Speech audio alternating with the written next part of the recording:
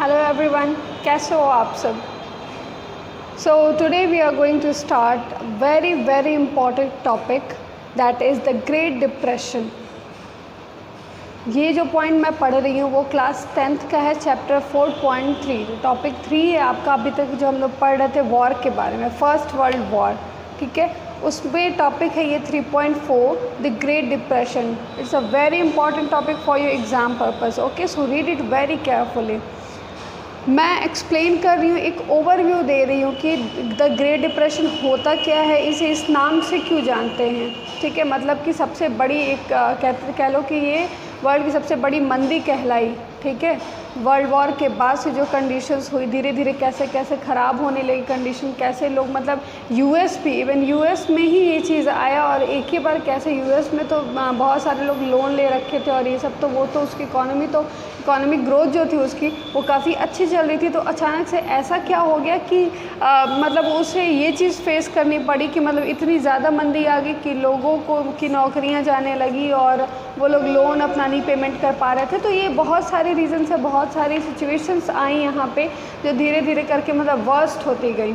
Okay, so start करते हैं। मैं इसलिए आपका बुक रीड करके आपको एक्सप्लेन करती हूँ ताकि जब आप बुक रीड करो तो उस टाइम मेरी चीज़ें, मेरी बातें आपको ध्यान में आए, तो वो आपको ज़्यादा ईजिली समझ में आएगा।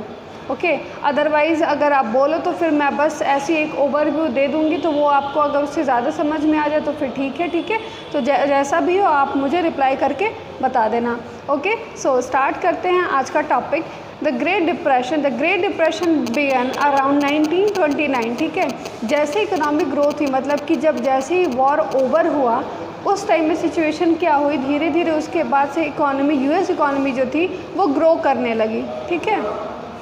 उसके ग्रोथ के साथ ही साथ जब उसकी ग्रोथ बढ़ने लगी, साथ में ही स्टॉक एक्सचेंज जो था उसका, स्टॉक की प्राइसेस बहुत ज़्यादा हाई होने लगी। धीरे धीरे जिनको नॉलेज भी नहीं था कि स्टॉक होता क्या है, क्या वो देखे कि इसका रिटर्न बहुत अच्छा आ रहा है, तो उस रिटर्न की उम्मीद में सारे लोग स्टॉक पे लगे पैसे लगाने, ठीक है। तो फिर वो एक टाइम ऐसा है कि जो एक्चुअल कंपनी की वर्थ थी उससे ज़्यादा स्टॉक के प्राइसेस होने लगे उसके टाइम में, ठीक है।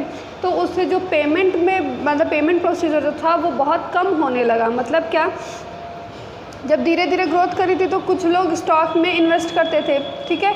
तो इन्वेस्टमेंट उसके वजह से जब प्राइस राइज होती थी तो धीरे धीरे बढ़ते बढ़ते क्या एक ही बार स्टॉक की प्राइसेस इतनी ज़्यादा हाई होने लगी कि जो स्टॉक एक्सचेंज कंपनीज़ हैं, ठीक है, उनका एक्चुअल प्राइस भी, उस कंपनी की ही प्राइस उतनी ज़्यादा नहीं थी जितने उसके स्टॉक के वैल्यूज़ आते जा रहे थे, ठीक है। तो ये एक मेन कंडीशन था जिससे ये डिप्रेशन आया, ठीक है। अब जब पेमेंट नहीं कर सकते तो फिर क्या है, धीरे धीरे जहाँ से पेमेंट प्रोसीजर स्टार्ट किया गया, सबको स्टॉक के पैसे उनके वापस देने लगे, तो कंपनी लॉस में, स्टॉक वाली चीज़ें जो हैं वो लॉस में चलने लगी और जो पैसा सब लोग एक ही बार फ्लो किए थे मार्केट में, इन्वेस्ट किए थे वहाँ पर, वो धीरे धीरे कम होने लगा, ठीक है। और कम होने के साथ साथ लोगों के पैसे डूबने लगे उसमें। अब लोग एक ही साथ इतना ज़्यादा इन्वेस्ट करने लगे थे, इन्वेस्टमेंट तो बहुत ज़्यादा होने लगी। धीरे धीरे अब जो लोग पैसे लगा रहे थे वो पेमेंट, मतलब जो स्टॉक एक्सचेंज वाली कंपनीज़ हैं वो पेमेंट करने में उनको बहुत ज़्यादा प्रॉब्लम होने लगी, ठीक है। तो धीरे धीरे फिर स्टॉक की वैल्यू गिरने लगी इन द सेंस कि लोग ज़्यादा से ज़्यादा पैसा उसमें डाल रहे थे, लगा रहे थे, लेकिन उसका जो रिकवरी है वो पहले के कंपैरिजन में धीरे से कम होने लगी। जब कंपनी की खुद की वैल्यू उतनी ज़्यादा नहीं है तो वो कैसे वो पैसे देगी, ठीक है। तो एक 1920 एक ऐसा टाइम पीरियड था कि इकोनॉमिक ग्रोथ जो उसकी यूएस की थी वो बहुत ज़्यादा हाई लेवल पे चली गई थी। मतलब कि समझो कि वर्ल्ड में सबसे ज़्यादा अच्छी इकोनॉमी और एक स्ट्रॉन्ग इकोनॉमी जो डेवलप हो रही थी वो यूएस की थी। लेकिन लोग एक्साइटमेंट में, मतलब कि जिसको बहुत ज़्यादा किसी चीज़ के बारे में नॉलेज भी नहीं है, स्टॉक के बारे में, इन सब चीज़ें, तो वो भी ज़्यादा से ज़्यादा पैसे वाला अमाउंट क्या करते थे, निकाल के उसमें लगाते जाते थे स्टॉक में। फिर वो एक ही बार जैसे ही गिरा फिर लोगों को बहुत ज़्यादा लॉस होने लगा, ठीक है। अब इसीलिए 1920 और 28 वाले पीरियड को हम बोलते द रोरिंग 20s पीरियड। इस टाइम पीरियड को मान के को एक टैगलाइन दिया गया, द रोरिंग 20s पीरियड। मतलब इस टाइम में इकोनॉमिक की स्पीड बहुत ज़्यादा बढ़ी और एक ही बार इतनी ज़्यादा तरीके से वो गिर गई, ठीक है, कि धीरे धीरे वो क्या हुआ, लॉस होने लगा। तो लाइन बाय लाइन अब हम इसे स्टार्ट करते हैं। The Great Depression began around 1929 and lasted till the mid 1930s। Start हुआ था 29 के मिड में और ख़त्म हुआ 1930s में, मतलब वर्स्ट कंडीशन उस टाइम तक आ गई थी। During this period most parts of the world experience catastrophic declines in production, employment, incomes and trades, मतलब कि बहुत आफत भरा एक कंडीशन था। बहुत सारी मतलब मैक्सिमम वर्ल्ड ये एक्सपीरियंस कर चुकी थी कि हर चीज़ में कमी, ठीक है, प्रोडक्शन में, एम्प्लॉयमेंट में, इनकम लेवल में, ट्रेड में, हर चीज़ में गिरावट हो रही थी। बहुत एक ये क्रिटिकल कंडीशन था, बहुत आपत्तिजनक, बहुत आफत भरा था ये सारी चीज़ें, ठीक है। मतलब कि समझो तो बहुत अफरा तफरी मच गई थी कि अब लोग कैसे रहेंगे, कैसे अपने नॉर्मल रेगुलर लाइफ में वापस आ पाएंगे। The exact timing and impact of the depression varied across countries, but in general agriculture region and communities were the worst affected, ठीक है। लेकिन सबसे ज़्यादा अफेक्शन मतलब सबसे ज़्यादा अफेक्टेड जो सेक्टर था वो एग्रीकल्चर सेक्टर था, क्योंकि लार्ज नंबर पर प्रोडक्शन तो हो गई, लेकिन उसको जब सेल आउट करने की बारी आई, तो वो सेल नहीं हो पाया, ठीक है। उसके बाद से प्रॉब्लम क्या क्रिएट होने लगी कि जो भी उनकी सारे स्टॉक्स में पड़े हुए जो फूड ग्रेन्स थे, ये सारी चीज़ें सड़ने लगी, ठीक है। और ये बहुत ज़्यादा टाइम तक हुआ, मतलब इंडस्ट्रियल गुड्स जो भी थे उनकी प्राइसेस क्या हो गई, धीरे धीरे कम होने लगी, और वो लॉन्ग टाइम तक ये चीज़ रहने की वजह से और गुड्स रहने की वजह से वो धीरे धीरे क्या होने लगे, सड़ने गलने लगे। The depression was caused by a combination of several factors. Depression was caused by a combination of several factors. बहुत सारे रीजंस की वजह से डिप्रेशन आया, कोई एक पर्टिकुलर रीज़न नहीं था कि हम कह सकें कि इस रीज़न से ये सारी नौबत आई, ये सारी प्रॉब्लम्स क्रिएट हुई, ठीक है। We have already seen how fragile the post war world economy was, मतलब कि अभी जब वॉर के बाद से इतनी नाजुक कंडीशन हो गई थी सबकी, सब लोग इतने ज़्यादा परेशान हो चुके थे, ये हम अभी पिछले वाले टॉपिक में भी देख चुके हैं, डिस्कस कर चुके हैं। First, agriculture over production remained a problem. This was made worse by falling agriculture prices as prices slumped and agriculture income declined. Farmer tried to expand production and bring a large volume of produce to the market to maintain their overall income. Agriculture sector में क्या conditions create होने लगी कि उस time में जो भी ये बहुत गिरावट जो आई वो एग्रीकल्चर सेक्टर के प्राइसेस में आने लगी, और उसके बाद से जो वर्स्ट कंडीशन ये थी कि मार्केट में बहुत सारे प्रोडक्टिविटी पहले ही आ चुकी थी, बहुत सारे प्रोडक्शंस हो चुके थे, गुड्स प्रोड्यूस हो चुके थे, लेकिन जिस हिसाब से गुड्स प्रोड्यूस होते थे वैसे डिमांड नहीं हो पाती थी, ठीक है। तो वो पूरा डिमांड कंप्लीट 100% उसका रिस्पांस नहीं मिल पाता था। तो उस टाइम में क्या हुआ, जो भी उनके पुराने स्टॉक्स थे वो सारे जो फूड ग्रेन्स थे वो क्या होने लगे, सड़ने लगे, ठीक है। Farm produce rotted for a lack of buyers, ठीक है, बायर्स की कमी, खरीदारों की कमी होने लगी, तो जो भी था वो फूड प्रोडक्शन जो फार्म था वो सारा क्या होने लगा, सब सड़ने लगा था। सेकेंडली, दूसरा हम रीज़न कह सकते हैं कि इन द मिड 90, अब देखो जो फर्स्ट कंडीशन जो ये था कि एग्रीकल्चर सेक्टर का जो भी है प्राइसेस बढ़ने लगे, तो किसानों के जो अनाज थे वो बेच नहीं पा रहे थे, बेचने के बाद और सूखा के कारण से वो और ज़्यादा अनाज इतना ज़्यादा कैपेबल नहीं थे कि उगा सके और उसके बाद उसको मार्केट में उसको बेच सके, ताकि उनका जो भी ये लॉस हुआ है वो रिकवर हो सके, ठीक है। तो उसकी वजह से आधे लोग बहुत ज़्यादा परेशान हो गए। नेक्स्ट आया कि many countries finance their investment through loans from the US. बहुत सारी कंट्रीज़ किससे इन्वेस्टमेंट कहाँ की थी, यूएस में, ठीक है, और लोन्स भी यूएस के थे। While it was often extremely easy to raise loan in the US when the going was good. तो बड़ा इजी था कि जब यूएस ग्रोथ कर रहा था तो उसको जब हम लोन दिए थे तो वहाँ से पैसे निकालना बहुत इजी था। But US overseas lenders panicked at the first sign of trouble in the first half of 1928, ठीक है।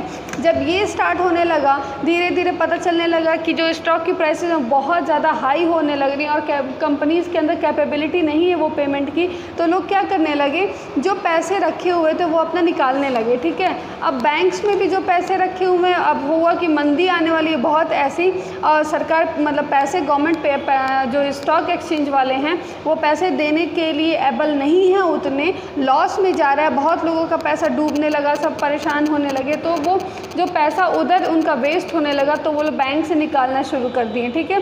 अब जब धीरे धीरे निकालना शुरू कर दिए तो एक टाइम पीरियड आया कि बैंक के पास इतने सारे लेंडर्स हो गए थे, इतने सारे वो हो गए थे कि बैंक भी एक साथ उसके पास इतनी लिक्विडिटी नहीं थी कि वो पैसे दे सके उनको, ठीक है।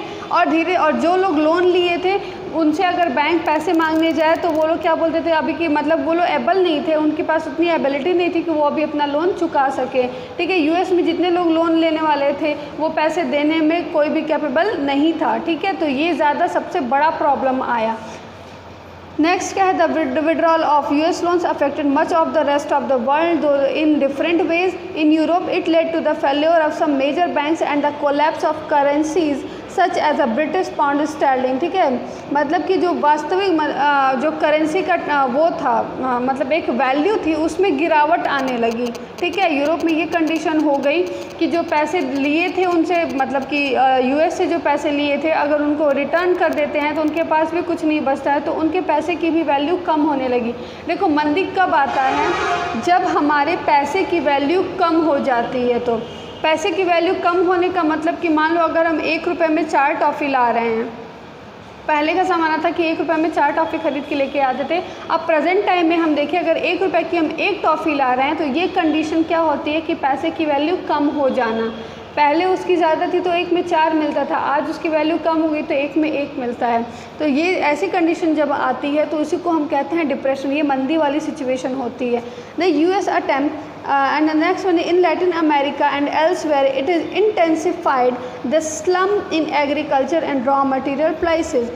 तेज़ी से गिरावट होने लगी, मंदी की सिचुएशन आने लगी एग्रीकल्चर में और रॉ मटेरियल्स के प्राइसेस में, इन सारी चीज़ों में। The US attempt to protect its economy in the depression by doubling import duties also dealt another severe blow to world trade. World trade में या फिर इम्पोर्ट ड्यूटीज़, एक्सपोर्ट इम्पोर्ट जो duties लगती हैं, जो टैक्सेस लगाए जाते हैं, तो अपने गवर्नमेंट क्या कि यूएस गवर्नमेंट सोची कि हम टैक्सेस के प्राइसेस को या फिर इम्पोर्ट ड्यूटीज़ को क्या करते हैं, हम उसको इंक्रीज़ कर देते हैं, उसको बढ़ा देते हैं। अगर बढ़ाएंगे तो कुछ पैसा मेरे पास ज़्यादा आएगा। The US was also the industrial country most severe affected by the depression. ठीक है, ऐसे कर करके जितनी इंडस्ट्रीज़ थी वो भी देने से मना कर दी, उनके पास नहीं बचता था, वो उसमें भी तो वर्कर्स होंगे, वो भी लोग अफेक्टेड होंगे इन सारी चीज़ों से, तो वो भी धीरे धीरे इंडस्ट्रियल सेक्टर जो था वो भी डिप्रेशन में जाने लगा। With the fall in prices and the prospect of a depression US bank had also slash domestic lending and called back loans. ठीक है,